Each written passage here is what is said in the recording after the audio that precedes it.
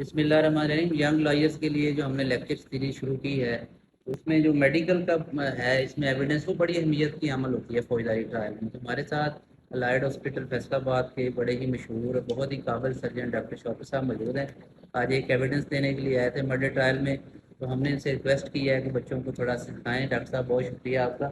میں یہ پوچھنا چاہ رہا ہوں کہ یہ جو واسکولر انجری ہے اس میں آپ اگر بتائیں گے کہ کتنی دیر میں اگر یہ بلڈ لاس ہو جائے تو ڈیتھ کاز کر سکتی ہے، یا اس کی کمپلیکیشن کیا ہیں، تاکہ بچے اس کو میڈیکل پوائنٹ آف ویو سے اپنی کراس ایگزامینیشن میں اس کو واضح کر سکیں۔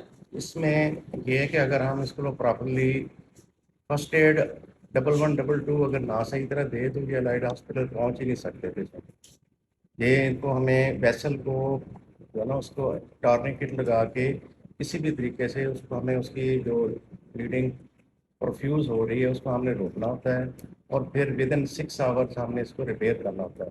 اگر اسے ڈیلے ہو جائے تو سپوز ہے کہ 12 آور گزر جائیں یا 24 گھنٹے ہو جائیں تو اس میں مسل کے اندر due to loss of blood supply وہ ساری ڈیڈ والی چینجز آ جاتی ہیں، اور اس کے بعد ریپیئر کا کوئی بینیفٹ نہیں ہوتا۔ تو اس لیے یہ جو امیڈیٹ جو اس کی فرسٹ ایڈ ہے تاکہ اس کو پیکنگ کر کے بلیڈنگ کو روکا جائے۔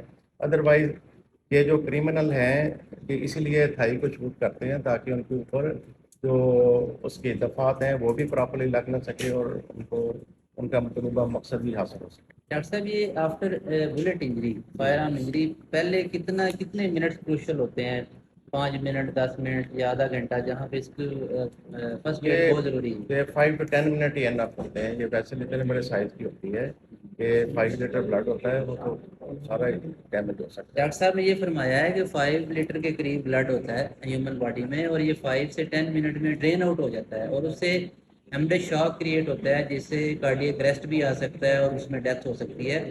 اور اگر اس کو ودن 6 آور بلیڈنگ تو روکنی ہے پہلے 5 سے 10 منٹ میں، اگر ودن 6 آورز اس کو ریپیئر نہیں کیا جاتا تو لوور لمب میں وہ سارے ٹیشوز ڈیڈ ہونا شروع ہو جاتے ہیں جن کو بعد میں ریپیئر نہیں کیا جا سکتا، اور یہ ایمپیوٹیشن کو میں لیڈ کرتی ہے۔ وہ پھر وہ ٹانگ یا جو بھی پورشن نیچے والا ہے اس کو کاٹنا پڑتا ہے۔ اور ڈاکٹر صاحب نے یہ بھی فرمایا ہے کہ یہ جو کرمنلز ہیں یہ جان بوجھ کے تھائی کو شوٹ کرتے ہیں تاکہ ان کو لوور پارٹ آف باڈی کا کل کو ٹرائل میں فائدہ مل سکے۔ ان کے مارنے کی نیت نہیں تھی، لیکن ڈاکٹر صاحب کے کہنے کے مطابق میں یہ سمجھاؤں کہ یہ اصل میں ان کی نیت یہ ہوتی ہے کہ بندے کو ماریں، اس کی آرٹری کو ڈیمیج کریں، اور بعد میں کورٹ آف لا سے ہم بینیفٹ بھی لیں۔ بہت شکریہ ڈاکٹر صاحب۔